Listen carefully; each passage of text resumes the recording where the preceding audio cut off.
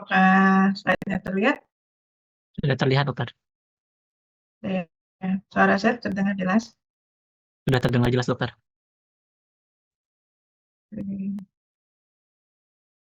Semuanya on cam ya? Ada berapa nih semuanya? Untuk semuanya ada 115, dokter. Ya.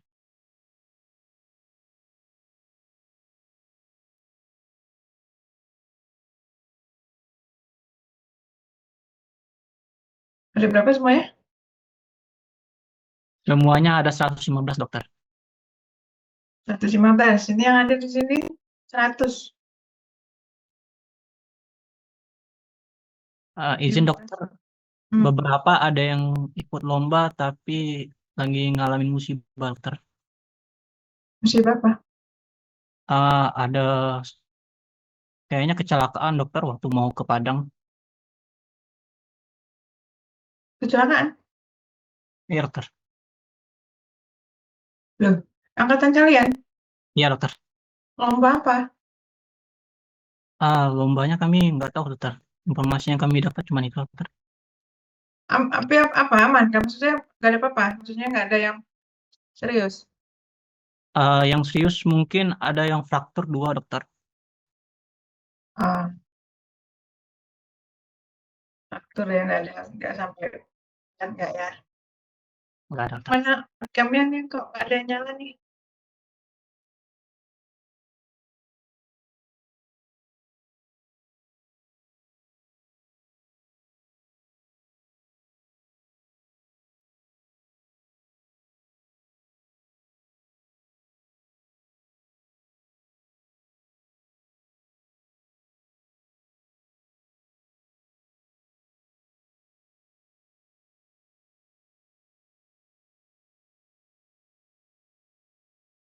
Dua menit lagi. Kalau yang nggak on cam dianggap nggak masuk nanti ya. Baik, dokter.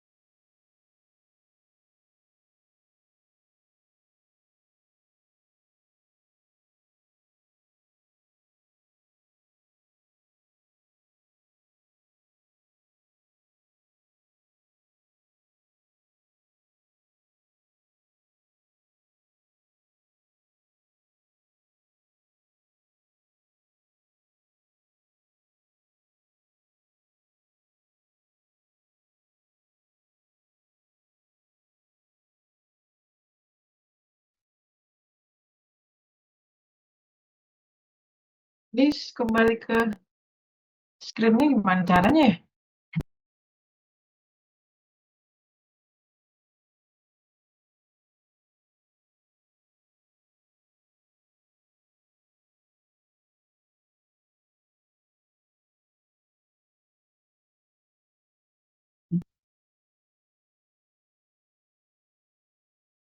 Ya, mulai aja.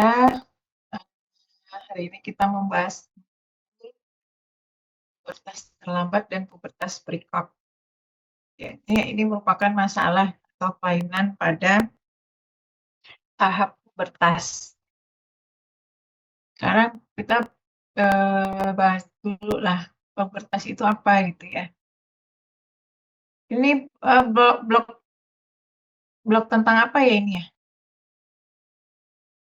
Endokrin, dokter. Sistem endokrin gitu ya? Iya, dokter. Hmm, Oke.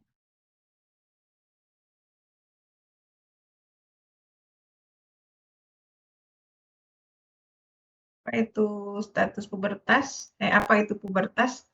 Ada yang tahu?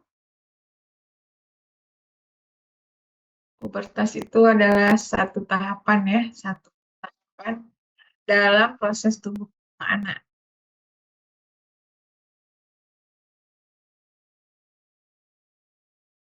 Sebentar.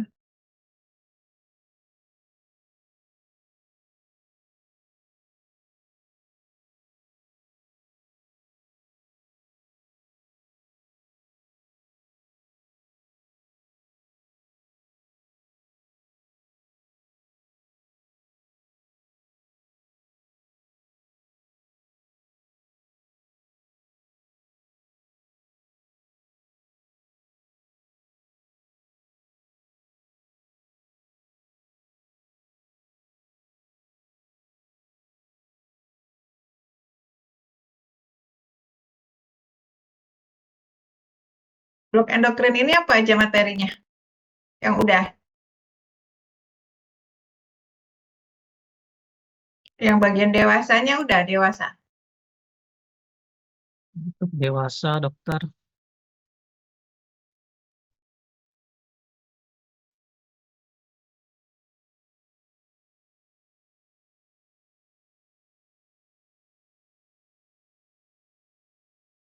Ini blok 5 kan ya? Ya, dokter. Blok 5 tentang endokrin. Nah, itu endokrinnya yang sebelum materi ini ada sudah materi apa aja endokrinnya? Kelainan tiroid pada dewasa, kelainan paratiroid pada dewasa,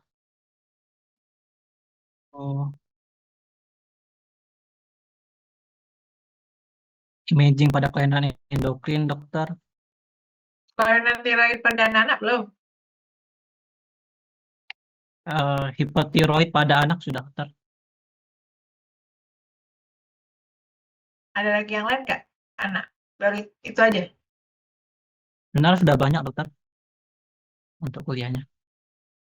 Blok 5 ini. Ya, dokter.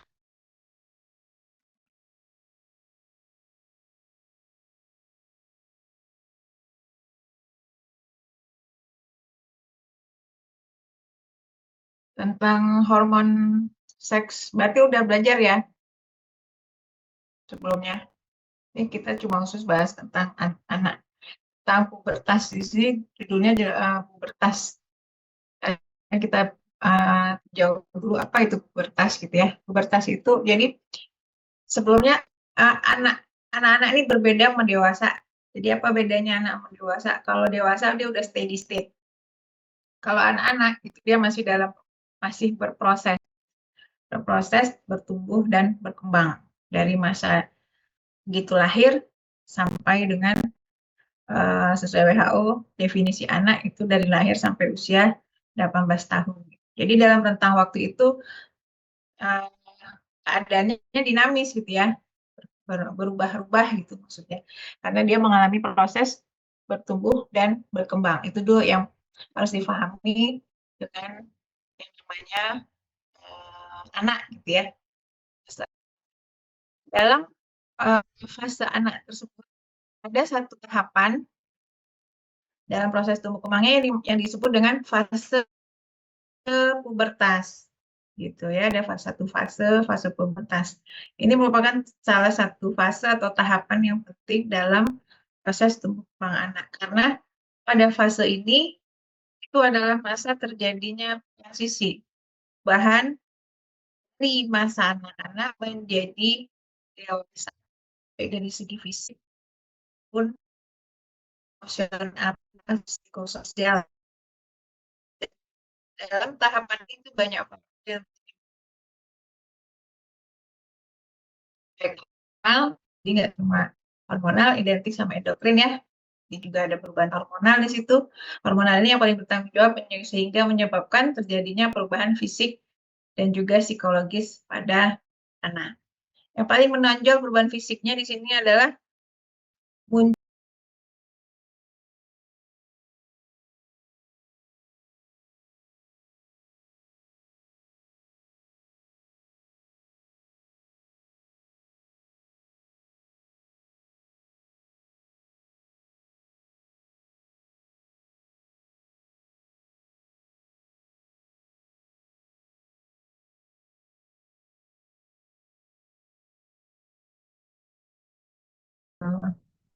dewasa, perawakan dewasa.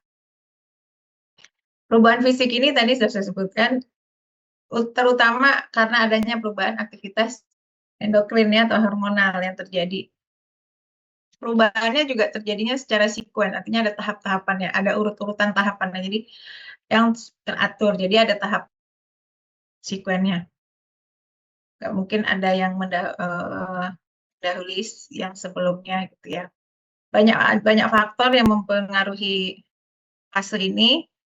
Yang paling besar pengaruhnya genetik, nutrisi, lingkungan, dan juga sosial ekonomi.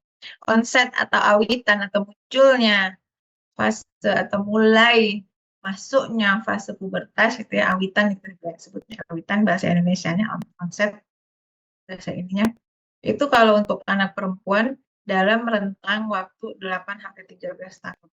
Untuk anak laki-laki dalam rentang ini normal ya, dalam rentang usia 9 sampai dengan 14 tahun. Dia di luar usia ini, nah itulah artinya ada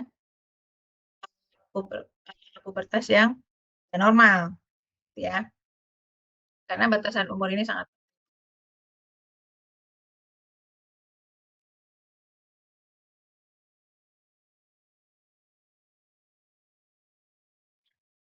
terjadi perubahan hormonal apa gitu ya, yang paling peran ya pada fase pubertas ini, yaitu di sini begitu masuk fase pubertas di situ karena memang mulai terjadi peningkatan sekresi hormon gonadotropin releasing hormone yang dihasilkan di hipotalamus. Jadi kalau udah mulai terjadi peningkatan sekresi GnRH dari hipotalamus, nah itu artinya fase pubertas sudah dimulai, ya. Sekuens perubahan sistem endokrin di sini yang terjadi kompleks dan sama seperti sistem endokrin yang lainnya, sifatnya umpan balik negatif positif. Kalau dia dianggap sudah cukup, maka akan muncul umpan balik negatif gitu ya. Akibat dari meningkatnya sekresi GnRH ini, maka di sini akan muncul tanda-tanda secara fisik ya, seks sekunder, mati tumbuh, yang ditandai dengan kesiapan untuk bereproduksi. Jadi aksis hormon ini meliputi hipotalamus, hipofise, dan gonad gitu ya. Jadi aksis endokrinnya, hormonalnya seperti itu. Kenapa sebelum fase pubertas GnRH produksinya sangat rendah? Jadi memang ada kontrol yang bersifat neuroendokrin. Tapi itu secara pastinya masih belum diketahui. Nah ini aksisnya ya, aksis hormonal pada fase pubertas.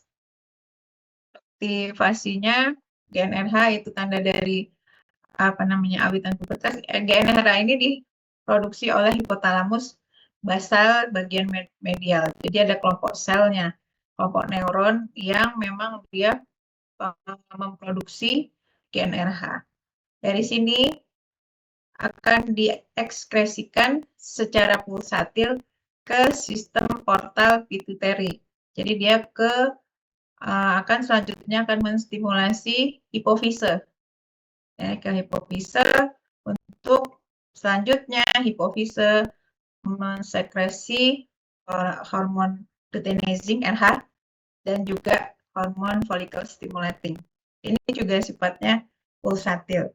Nah, LH dan FSH ini yang selanjutnya akan menstimulasi perkembangan gonad. Kalau pada laki-laki itu testis, kalau pada perempuan itu ovarium. Ya. Kalau perempuan itu hormon estrogen, kalau laki-laki testosteron. Nah, ini perubahan hormonal yang jadi pada anak perempuan dan juga anak laki-laki. Kalau pada anak perempuan itu diawali dengan terjadinya peningkatan FSH, baru kemudian diikuti dengan peningkatan LH. Kalau laki-laki sebaliknya, ya. FSH ini selanjutnya akan menstimulasi sel granulosa yang ada di ovarium ya. Ovum muda itu. Nah, FSH ini menstimulasi sel granulosa yang selanjutnya sel ini yang menghasilkan estrogen dan kemudian akan menstimulasi folikel. Jadi ovumnya mulai berkembang ya. Berkembang produksi estrogen yang mulai meningkat. Estrogen inilah yang akan yang bertanggung jawab ya munculnya tanda-tanda seks sekunder. Ada selain estrogen juga akan tadi mekanismenya umpan balik ya, positif negatif. Kalau dia dianggap cukup, maka akan ada umpan baliknya yaitu berupa inhibin. Jadi dia memberi efek feedback negatif ke aksis hipotalamus hipofise gonad. Selanjutnya setelah FSH meningkat, menstimulasi estrogen meningkat, selanjutnya hormon LH di sini baru mulai berperan pada proses terjadinya menarke. Kalau pada laki-laki, hormon LH ini akan menstimulasi sel-sel Leydig di testis untuk merangsang, untuk mengeluarkan atau memproduksi testosteron. Kalau pada laki-laki, testosteron ini yang paling utama menyebabkan munculnya tanda seks sekunder pada laki-laki. Selanjutnya baru hormon FSH menjadi aktif, fungsinya menstimulasi perkembangan tubulus seminiferus sehingga menyebabkan terjadinya pembesaran testis dan juga sel-sel Sertoli ya. Jadi pada saat pubertas, spermatogenesis ini akibat dari pengaruh FSH dan testosteron oleh sel Leydig. Selain hormon seks steroid tadi, jadi estrogen, testosteron itu disebut dengan hormon seks ya. Terus juga ada hormon dari hormon endogen dari adrenal ya, kelenjar adrenal, yaitu berupa hormon dehidroepiandrosteron. Yaitu akan meningkat kadarnya sesaat sebelum fase pubertas. Gitu. Jadi sebelum peningkatan gonadotropin, DHA ini yang duluan meningkat sehingga menstimulasi terjadinya proses adrenarke. Apa itu nanti istilahnya ada ya. Jadi pada periode pubertas, selain hormon seks steroid, growth hormone juga diproduksi dalam jumlah yang lebih besar. Nah, growth hormone ini yang tanggung jawab terjadinya pacu tumbuh atau growth spurt pada masa pubertas. Growth hormon yang meningkat ini juga disebabkan karena meningkatnya hormon steroid seks tadi, estrogen dan juga testosteron. Perbedaan peningkatan growth hormone pada anak laki-laki dan anak perempuan, kalau anak laki perempuan itu terjadinya di fase-fase awal pubertas. Sementara kalau pada anak laki-laki, peningkatan growth hormonnya terjadi pada akhir pubertas. Itu kenapa kalau anak perempuan terlihat lebih cepat tingginya dibandingkan dengan anak laki-laki ya. Itulah kenapa perbedaan waktu dari peningkatan kadar hormon dan juga onset dari pubertasnya itu sendiri, itulah yang mengapa ada terjadi perbedaan tinggi antara perempuan dan laki-laki. Secara umum laki-laki memang lebih tinggi dari perempuan karena memang fase terpapar dengan growth hormonnya dia lebih akhir sehingga epifisenya juga lebih lambat menutup ya. Makanya tinggi akhir laki-laki itu secara umum lebih daripada perempuan. Nah, apa tadi urutan dari perkembangan tahap pubertas? Onset dari pubertas ditandai dengan gonadarke yang tadi peningkatan sekresi steroid seks gonad dan adrenarke itu yang maturasi dari hormon kelenjar adrenal. Ya, kalau pada anak perempuan ini urutannya Yang normal ya, kita ngomongnya normal dulu. Kalau paham fisiologis nanti yang patologisnya relatif lebih mudah dipahami. Jadi normal yang anak perempuan tahapannya adalah telarke, puberke, baru menarke. Menarke itu terakhir ya, menstruasi itu terakhir. Apa itu telarke? Yaitu pertumbuhan payudara. Itu terutama dipengaruhi oleh estrogen. Kemudian puberke, tumbuhan rambut pubis itu dipengaruhi oleh androgen dari adrenal, gitu juga dengan rambut ketiak. Status pubertas itu mengacu pada skala Tanner namanya. Jadi kita mau melihat seorang anak tuh tahap pubertasnya udah di tahap mana itu acuannya kepada skala Tanner. Jadi ada dua hal yang dinilai di sini. Jadi sebelum jadi menstruasi itu atau menarke yang mens pertama kali atau menarke itu justru kalau udah tahap akhir ya, itu udah tahap akhir dari fase pubertas. Tanda awalnya adalah yang pertama kali untuk perempuan adalah pertumbuhan payudara. Jadi begitu anak sudah muncul pertumbuhan payudaranya, artinya dia sudah memasuki usia atau dia sudah memasuki fase pubertas. Seperti itu. Umur berapa munculnya? Nah, itu yang harus diingat. Normalnya kalau untuk anak perempuan harus setelah usia 8 tahun. Selambat-lambatnya sebelum umur 13 tahun. Itu nanti kaitannya ke batasannya ke kapan kita bilang puberty delay puberty, kapan kita bilang pubertas rekop. Kaitannya nanti di situ ya. Jadi kalau menurut skala Tanner, nah ini kalau untuk anak perempuan, Tanner 1 ini namanya atau disebut juga dengan prepubertas ya. Nah, kalau Tanner 2 mulai ada pertumbuhan ya. Biasanya rambut pubis masih belum terlihat. Nah, kalau misalnya Tanner 3, nah itu payudaranya udah mulai membesar. Tapi areolanya belum belum berdiferensiasi gitu ya. Belum terlalu nyata antara kalau 3 areolanya juga udah membesar tapi belum terlihat terpisah ya. Kalau yang tahap 4 antara areola dengan papil itu udah terlihat bedanya gitu ya. Kalau di tahap 5 itu sudah seperti dewasa. Jadi jelas papil, areola, sama kontur payudaranya itu jelas terlihat.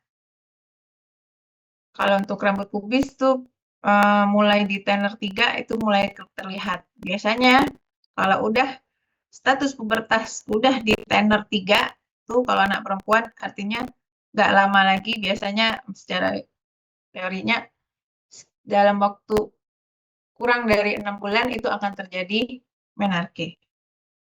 Jadi kalau udah di Tanner tahap 3 ini itu artinya udah mulai memasuki masa menarke. Ya, jadi urut-urutannya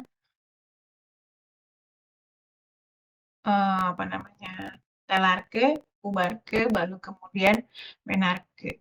Nah, pertumbuhan pacu tubuhnya itu terjadi di masa-masa Tanner 2 ke 3 gitu ya. Jadi masa dari Tanner 2 mau ke 3 itu justru growth spurt-nya. Justru sesaat sebelum dia menarke itu terjadi growth spurt. Menurut Tanner, kemampuan pubertas selesai dalam 4-5 tahun dari mulai awitan ya. Kalau dia kapan dia mulai awitan? 4-5 tahun kemudian ya, kalau menurut Tanner. Pacu tubuhnya muncul 1 tahun setelah telarke atau sesuai skala maturitas seksual Tanner tahap 3 dan 4. Di sini udah mulai terjadi menarke. Jadi sebelumnya, justru sebelum menarke dia terjadi pacu tumbuh. Hormon estradiol ini juga merangsang maturasi tulang sehingga pada akhir pubertas pertumbuhan tulang juga terhenti. Jadi menarke itu sebenarnya kalau pada anak perempuan udah masuk tahap akhir pubertas. Jadi kalau udah dari menarke biasanya pertambahan tinggi badan tidak terlalu banyak lagi. Itu juga nanti kaitannya dengan pubertas prekok ya. Jadi kalau semakin cepat dia menarke, semakin cepat juga terjadi penutupan epifise, artinya besar kemungkinan tidak tercapai tinggi potensial genetiknya gitu ya. Jadinya bisa endingnya justru jadi pendek kalau pada anak-anak dengan pubertas prekok. Dengan terjadinya haid secara periodik, kalau haid kan di awal haid itu belum periodik ya, karena hormonnya belum steady state. Begitu dia sudah masuk ke masa yang periodik, maka pertumbuhan fisik akan terhenti. Gitu. Kalau di sini dikatakan nggak banyak tambah lagi setelah haid berlangsung secara periodik. Kalau haidnya sudah periodik, artinya hormon estrogennya, estradiolnya udah udah steady, udah stabil. Nah, itu akan menyebabkan pertumbuhan tulang berhenti. Jadi kalau udah siklik dia, udah periodik haidnya, biasanya penambahan tinggi badan udah tidak banyak lagi, hanya sekitar 2-5 cm.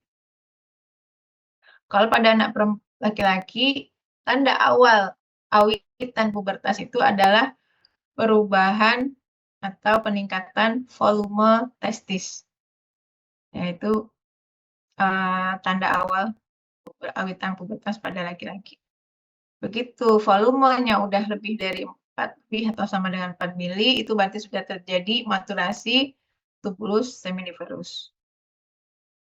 Nah, awitannya itu antara usia 9 sampai dengan 14 tahun ya.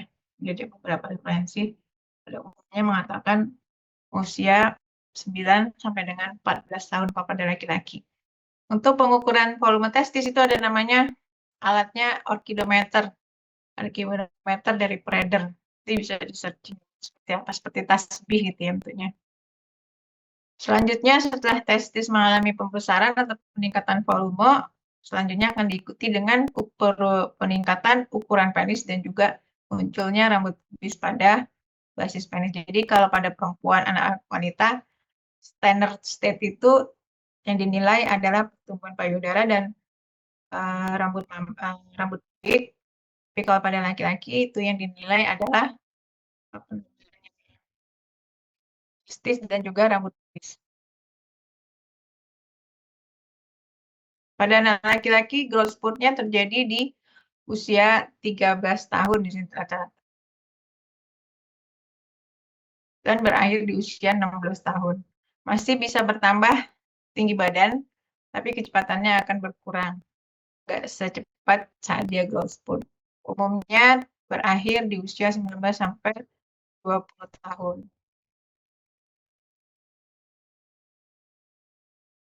Rambut ketiak biasanya muncul itu setelah rambut pubis ya, itu biasanya sudah di tenor 4. Baru diikuti lagi dengan kumis, janggut, dan segala macam. Kenapa terjadi perubahan suara? Nah, itu juga karena terjadi tumbuh, ukuran tubuh overall tambah, termasuk juga ukuran pita suara. Karena mengikuti pertumbuhan dari laring, ya. Secara anatomisnya juga ada perubahan, itulah kenapa terjadi perubahan suara. Nah, ini apa namanya tahap pubertas anak laki-laki. Ada menurut Marshall dan ada juga menurut Marshall dan Tanner ya, lebih sebutnya biasanya Tanner. Nah, ini kalau pada laki-laki. Jadi yang dilihat daerah genitalia dan pubis.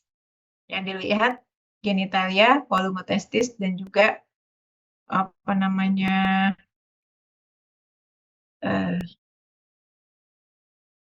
testis, skrotum ya sama ya. Sama rambut pubis. Itu bisa dilihat nih.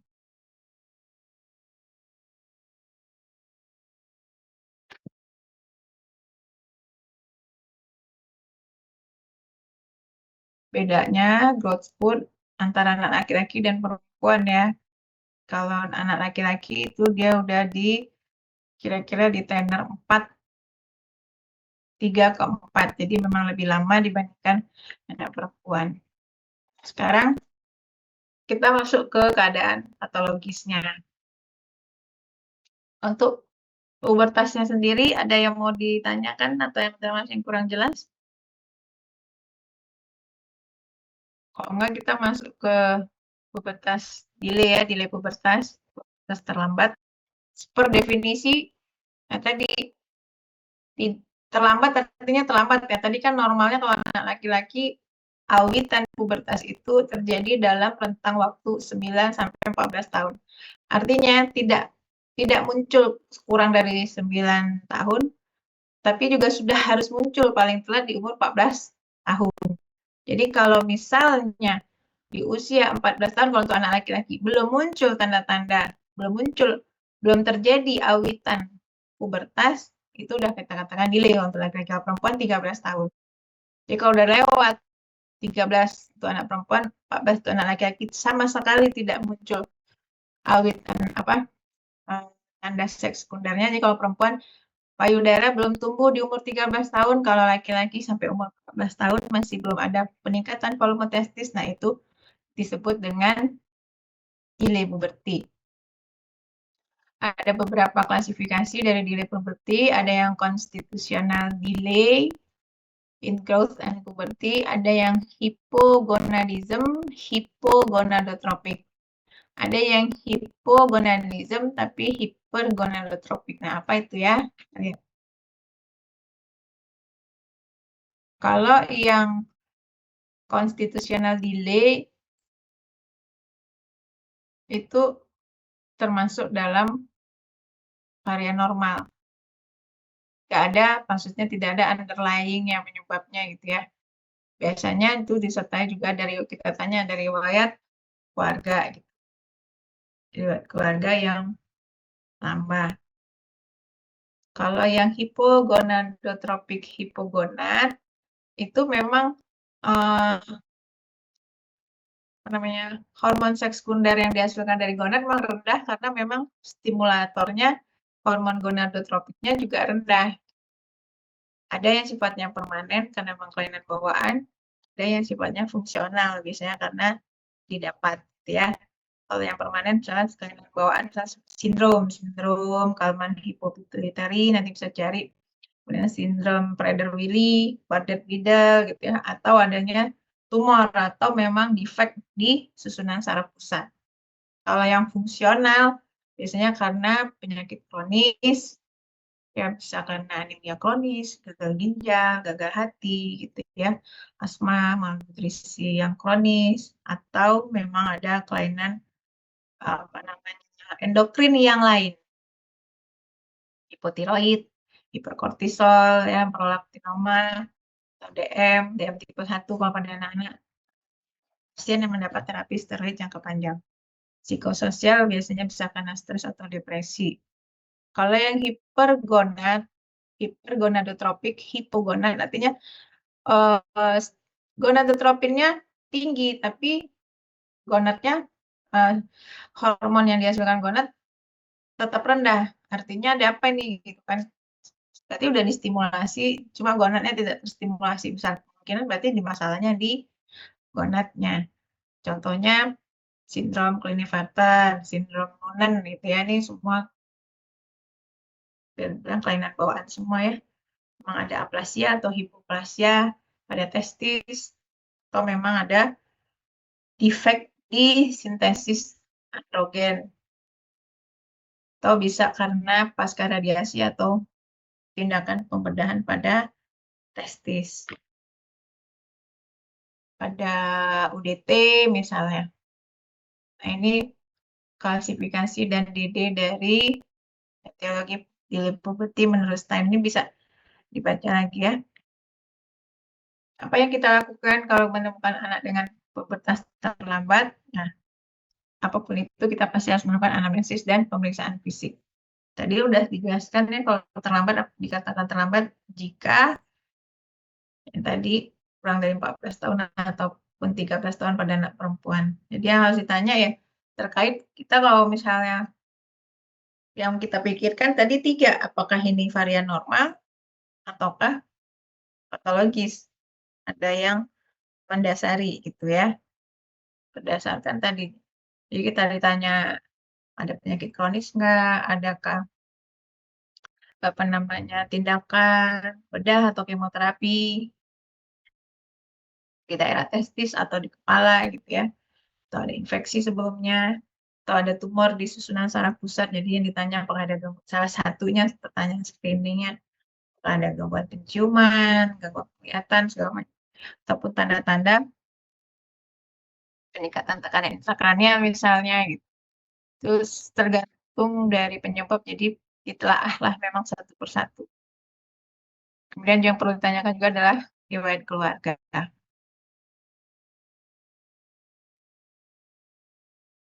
Kemudian ditanya juga ada riwayat pertumbuhannya sendiri, karena itu mau mengetahui apakah ini kemungkinan varian normal ataukah ada yang mendasari gitu ya, ada kelainan patologis lainnya.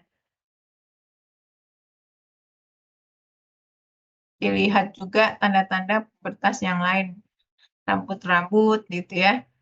Kemudian ukuran penis, apakah ada dismorfik, apa ada apa proporsi tubuh yang tidak proporsional gitu ya, ataupun ada kelainan atau defect di area midline. Nah, ini kita katakan ada red flag pada kondisi-kondisi yang di dalam yang di kota. Jadi kalau misalnya ada deselerasi itu artinya penurunan. Tadinya mengikuti kurva pertumbuhan, tapi kemudian dia melambat, gitu. Atau ada nggak perawakan pendek?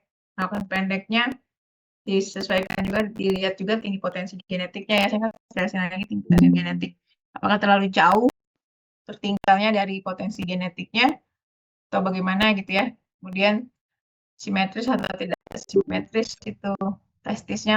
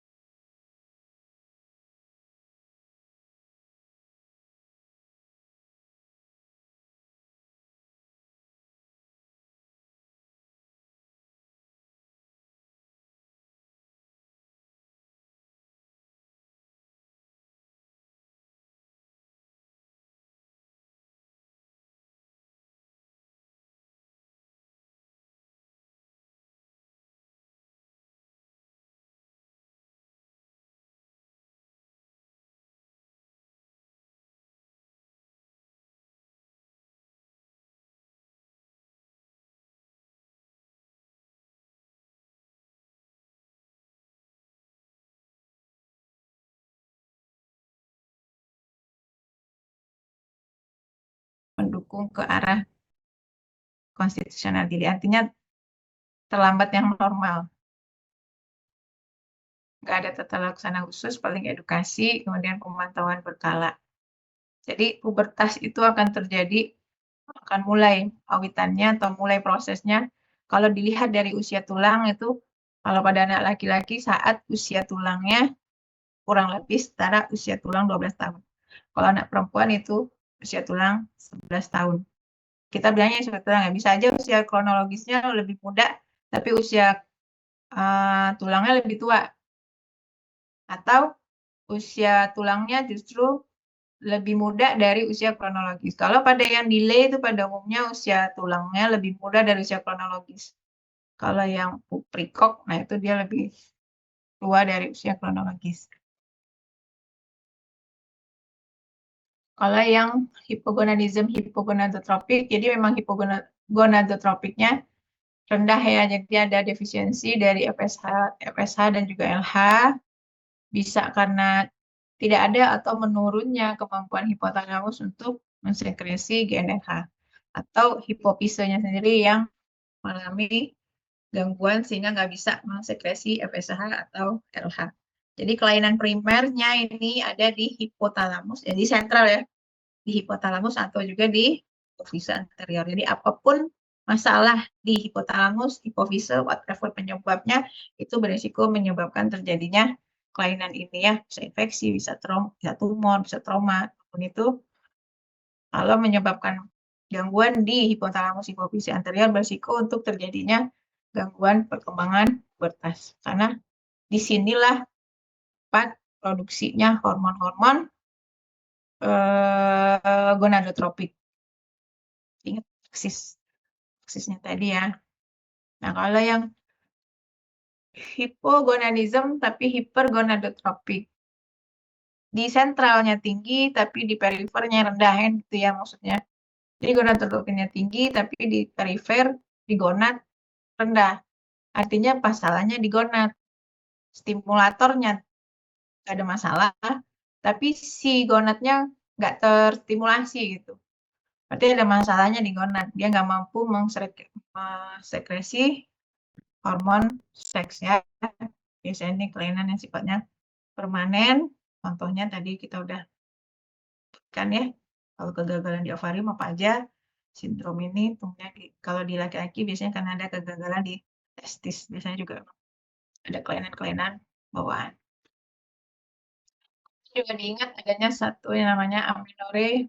Ada istilah namanya amenore pimpal. Itu amenore pimpal itu kondisi. Jadi memang tidak terjadi menarche. Sama sekali tidak terjadi menarche. Ada beberapa keadaan atau kondisi yang dipertimbangkan kalau pada remaja perempuan yang tidak mengalami menstruasi sama sekali. Bisa kelainan kongenital. Jadi gini, tanda-tanda seks sekundernya bisa aja muncul, tapi dia nggak mens-mens. Nah itu kalau misalnya tanda seks sekunder muncul, tapi dia tidak mengalami menarche, besar kemungkinan masalahnya di bawah kan, gitu, di perifer. Bisa karena kelainan kongenital di uterusnya, atau masalah kelainan di vaginanya, gitu ya, atau ada masalah di himennya, gitu. Atau ada sindrom insensitivitas androgen yang komplit. Jadi memang tidak berkembang organ-organ genitalia internanya, gitu. Biasanya pada kelainan genetik ya. Kayak gini dia masih uterusnya yang nggak ada, tapi kan ovarium bisa ada. Makanya bisa ada tanda seks sekunder, tapi tidak mens. Nah itu juga harus dipertimbangkan, harus hati-hati gitu ya. Jadi tanda saat menilai status pubertas, lihat tanda seks sekundernya, kemunculan seks sekunder, tanda seks sekunder masuk terakhir menarche gitu ya. Jadi ingat pubertas itu satu tahapan, ada urut-urutan kemunculan. Nah itu yang harus dievaluasi. Ini kemunculannya sesuai enggak? Kalau anak perempuan telarke, pubarke, menarche, kalau nggak ada telarke, pubarke langsung menarche misalnya, nah itu berarti ada sesuatu masalah ya, nggak normal. Yang normal ya urut-urutannya sesuai dalam rentang waktu yang tadi yang dijelaskan. Kalau di luar rentang waktu itu, kita udah harus evaluasi sambil kita memastikan ini sesuatu yang normal atau tidak normal. Jadi jangan buru-buru, oh nggak apa-apa, nggak ya. Pastikan dulu dia normal, baru kita bisa bilang itu normal. Kalau sebelum kita pastikan tidak ada kelainan, pastikan tidak ada underlying-nya, baru kita bisa bilang itu sesuatu yang normal ya. Lagi kita belum yakin, belum mampu menyingkirkan ada atau tidaknya underlying, jangan kita katakan itu normal. Ini algoritmenya bisa dibaca lagi ya. Jadi apa yang harus kita lakukan ya? Anamnesis, pemeriksaan fisik, pemeriksaan penunjang. Pemeriksaan penunjangnya apa? Kadar hormon, radiologi, usia tulang. Usia tulang itu tahu ya? Apa ini namanya? Palmar ya. Palmar tangan kiri.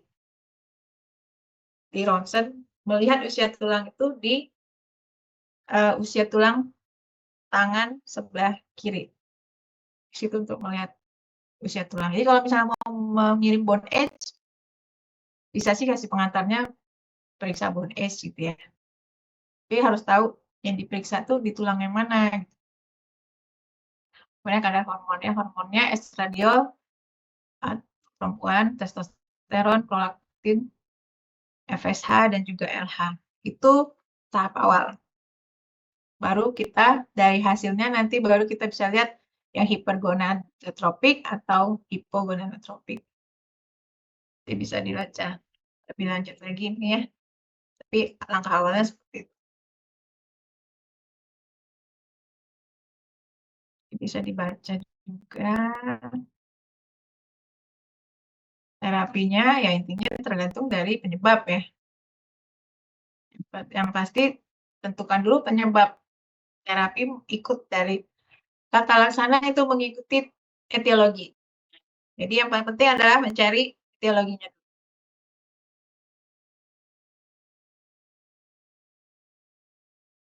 Terapinya saya rasa nggak detail banget, tapi tahu prinsipnya terapi itu atau tata laksana itu tergantung dari penyebab. Nah sekarang kalau prekok ya artinya prekok itu artinya muncul lebih cepat. Kalau delay kan terlambat. Kalau prekok udah muncul sebelum waktunya. Nah itu namanya prekok. Kalau anak laki-laki kurang dari 9 tahun, anak perempuan kurang dari 8 tahun. Dan disertai adanya bukti klinis baik secara hormonal juga radiologis yang menunjukkan bahwa memang prosesnya berlangsung secara progresif. Itu yang disebut dengan pubertas prekok. Jadi memang dia bersifat progresif.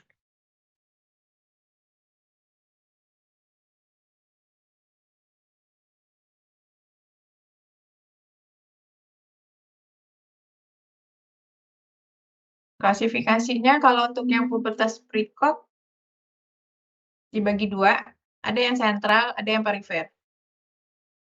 Kalau yang sentral, memang aksis dari hipotalamus hipofisis gonadnya udah teraktivasi atau sudah aktif lebih dini, lebih awal. Jadi hormon gonadotropinnya memang udah meningkat sekresinya, emang udah sekresi GnRH-nya memang udah meningkat gitu ya, memang aksis ini emang udah jalan, hipotalamus hipofisis gonadnya memang udah aktif gitu. Biasanya bisa karena idiopatik, paling banyak sih idiopatik, bisa juga karena adanya masalah atau gangguan di sistem saraf pusat. Ya, yang lokasinya di hipotalamus hipofisis gitu ya. Kalau yang perifer atau kalau yang sentral disebut juga dengan dependen, jadi memang dia dependen terhadap GnRH. Kalau yang perifer itu independen, artinya nggak disebabkan karena GnRH ini gitu ya. Artinya di perifernya yang menghasilkan hormon steroidnya. Jadi di gonadnya, misalnya masalahnya di situ. Jadi tadi hormon steroidnya tidak dipengaruhi oleh sekresi dari gonadotropin hipofise. Jadi hormon steroidnya bisa berasal dari endogen ya. Endogen bisa dari gonad atau juga ekstragonad. Nah, itu perifer ya maksudnya, atau yang sumber eksogen. Nah, ini klasifikasinya ya, pubertas prekok sentral paling sering biasanya paling banyak sih, paling banyak prosentasenya yang idiopatik. Kalau yang sistem saraf pusat biasanya paling secara umum bisa bilang ada tumor biasanya di sistem saraf pusat atau pos kena kemoradiasi. Biasanya paling sering penyebabnya itu, atau trauma iatrogenik. Iatrogenik tahu ya, maksudnya tindakan medis. Ataupun ya tumor-tumor di daerah sentral. Jadi tumor atau neoplasma yang menghasilkan hormon. Bisa juga. Kalau yang pubertas prekok yang perifer, itu tadi bisa memang kelainan genetik atau kelainan endokrin yang lain ya, misalnya HAK ya, hiperplasia adrenal kongenital. Itu biasanya pada yang laki-laki. Jadi kalau anak laki-laki mengalami HAK, Jadi biasanya diikuti. Jadi ini udah kayak rangkaian. HAK udah ya, udah dapet ya, hiperplasia adrenal kongenital. Jadi saya nggak bahas lagi. Tapi salah satu tanda klinis dari HAK itu ya pubertas precox pada laki-laki atau memang adanya kelainan pada gen. Jadi memang ada mutasi gen di apa di reseptornya ya. Jadi terlalu sensitif, terlalu peka. Atau juga adanya tumor. Tumor-tumor yang mengsekresi steroid seks. Ini bisa dibaca baik tumor di ovarium atau di testis atau di adrenal gitu ya, atau kelainan kayak HAK tadi seperti itu. Jadi kalau misalnya ketemu pubertas precox karena sebagian khususnya lagi laki-laki nih,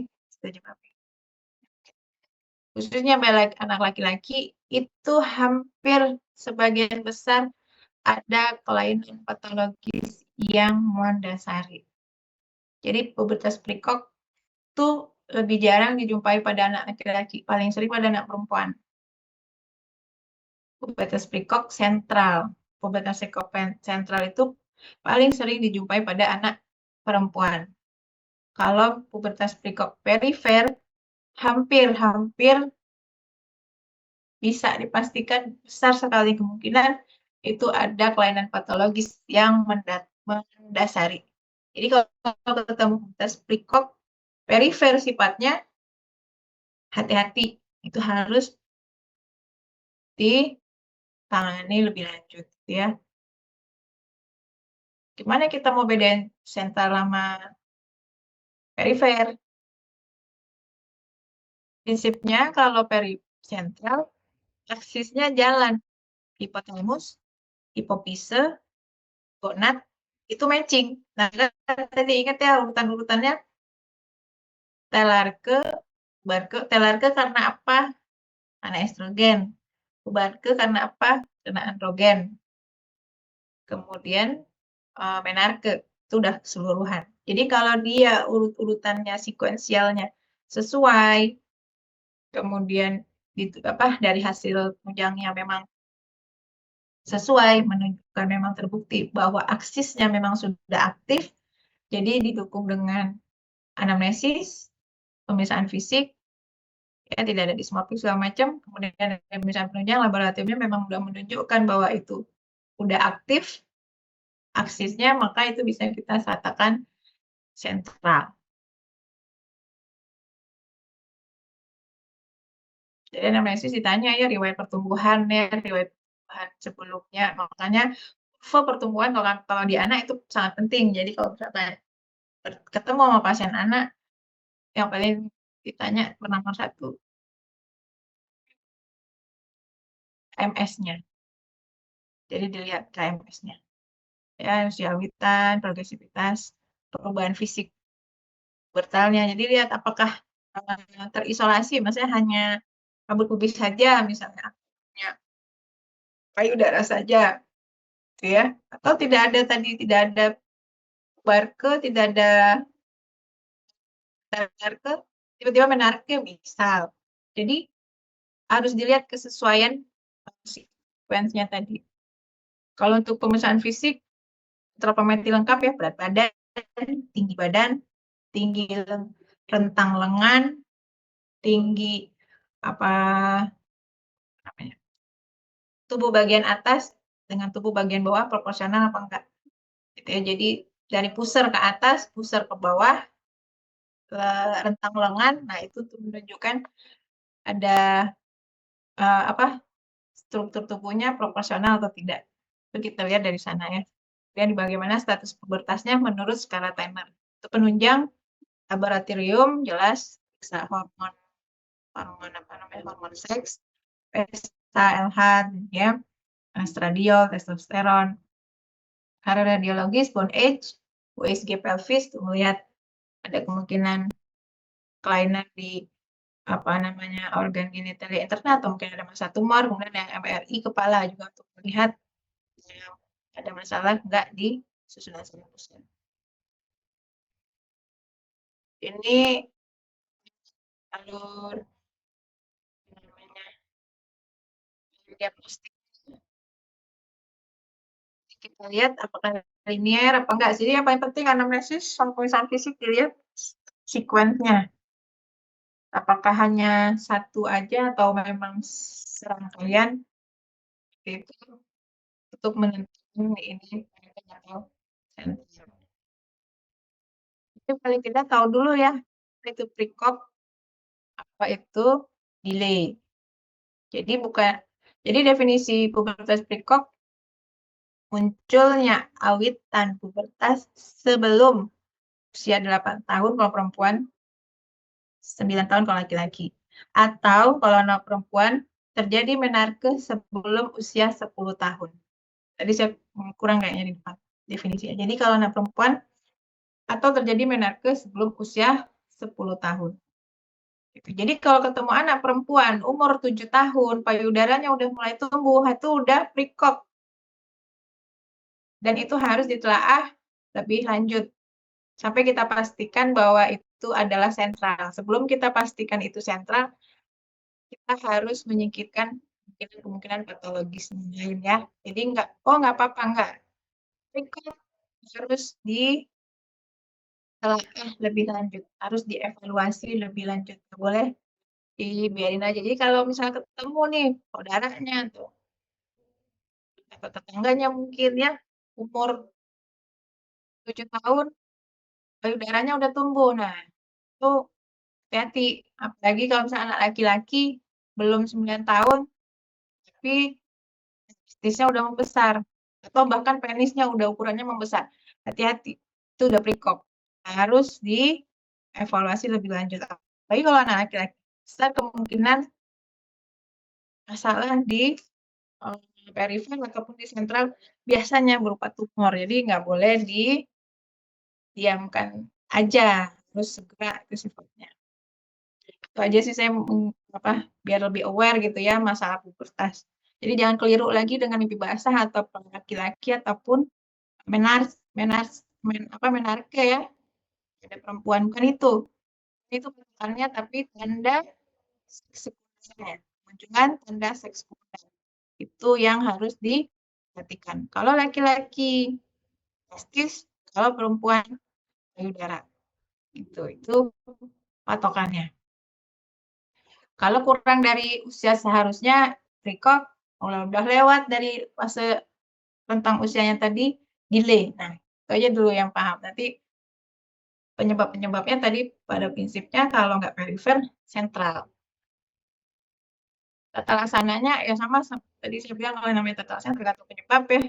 Kalau memang ada tumor, ya tumornya diangkat atau di apapun lah, mau diangkat kah, di kemoterapi kah, atau di radiasi kah, itu tergantung nanti jenis tumornya lagi.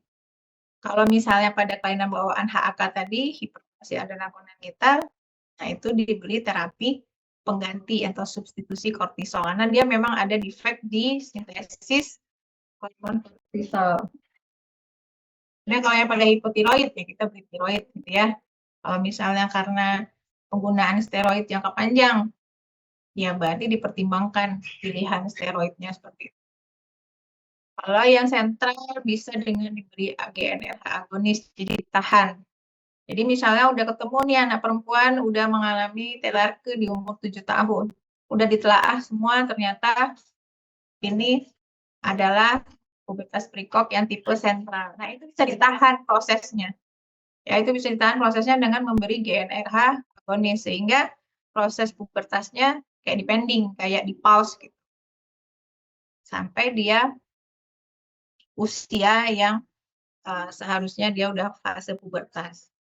Itu ya, kalau untuk yang pubertas prekop itu lebih baik prognosisnya. Kalau pubertas prekop yang sentral ya, kalau yang perifer itu karena memang ada underlying keadaan patologis ya, tergantung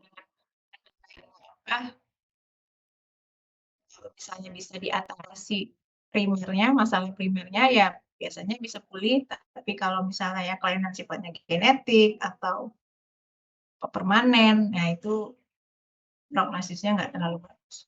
Sampai di sini saya rasa masalah pubertas ya, baik delay maupun prekop Apa ada yang ingin ditanyakan? Cukup jelas? Atau jelas-jelas nggak cukup?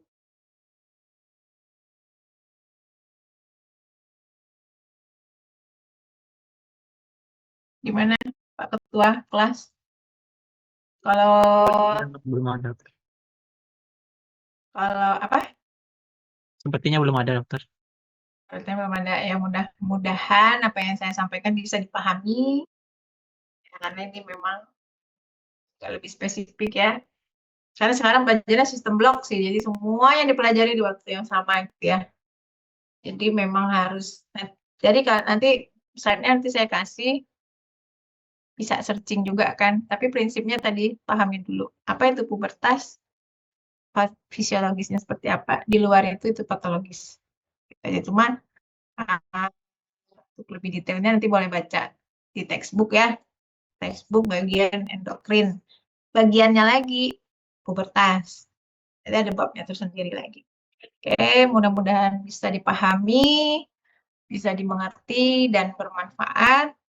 Lebih kurangnya saya minta maaf. Saya akhiri dengan wabillahi taufiq wal hidayah. Wassalamualaikum warahmatullahi Waalaikumsalam. Terima kasih, dokter. wabarakatuh.